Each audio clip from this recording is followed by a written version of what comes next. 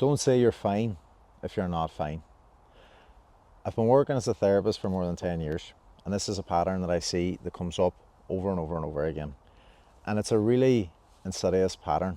People don't even realize the cost of repeating this phrase over and over and over again, why they're doing it and what it's costing them. Please hit subscribe. It signals to YouTube that this channel is valuable. It allows me to keep making content for free for you, and it makes a huge difference. Please hit subscribe, and thanks a million. At the core of this pattern is a form of self-abandonment.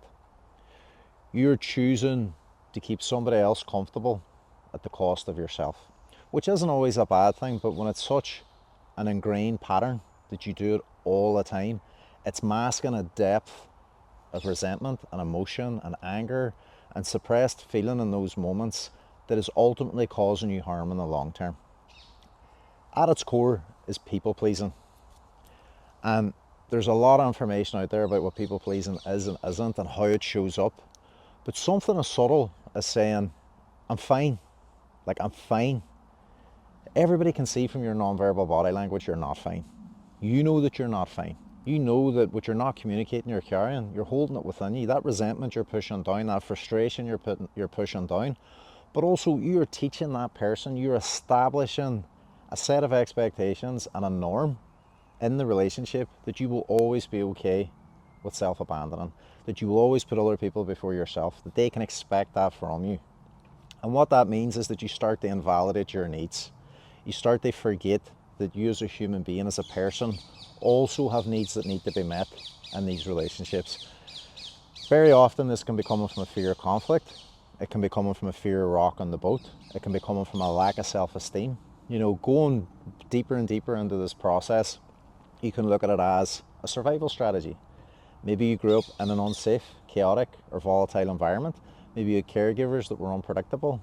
You may have learned to not rock the boat. You may have learned this as a diffusal strategy to stop escalation or anger or people falling out with you. That you just say, it's okay, I'm fine, when you're clearly not fine. And the thing is, you carry this frustration, you carry this resentment, and as you get older and the more you do this, you'll start to develop health concerns, autoimmune issues, sleep issues, stress issues, muscular tension, loads of different ways that this can manifest because you're not saying what you really think and feel. You're not allowing yourself to communicate what needs to be communicated, and you're also teaching this person what to expect. And this becomes a very frustrating and difficult pattern to break. And at some point, look, the tension is going to build up. It's like a pot on the stove. It's just going to boil and boil and boil, and eventually it's going to spill over.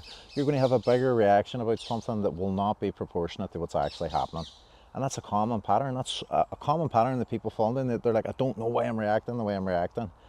Because you've focused so much on keeping the peace with everybody around you that you've lost sense of the peace that you need within you. And that's starting to overflow into your interpersonal relationships and cause havoc around you. So don't say you're fine when you're not fine. You're allowed to own your experience. You're allowed to communicate your frustration. You're allowed to ask for what you need in your relationships and your partnerships. Very often, underneath this pattern is low self-esteem, low self-worth, struggling with confidence, a sense of enoughness.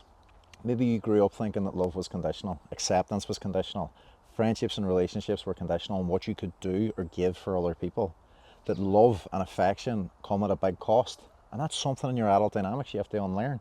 It's not always about what you can give and give and give. You know, you also need to receive, and you might be out of balance in this kind of place within your relationships. Another big part of this is guilt. Now, this can be centered on conditioning. It could be centered on your family of origin. You might feel like you're doing something wrong, thinking about yourself, thinking about your needs. You might be labeling yourself as selfish. You might be judging yourself for actually thinking about what you need to take care of yourself. And that's something that has to be unlearned and worked through and processed.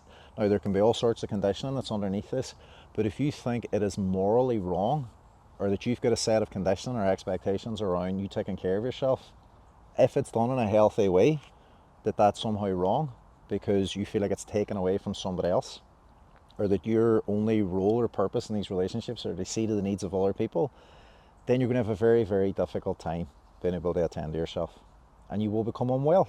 And that's a big, big part of it.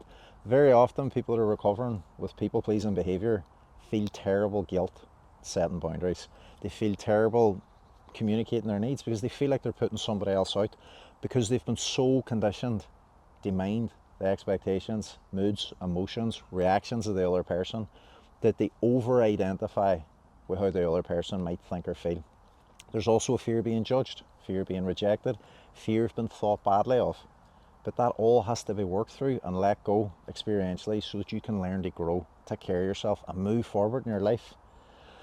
You might be dealing with feelings of shame, inadequacy, self-judgment. There could be loads of different things that are going on underneath this pattern, but at the core of this is self-abandonment. You're disconnected from the self, you're disconnected from the needs of the self.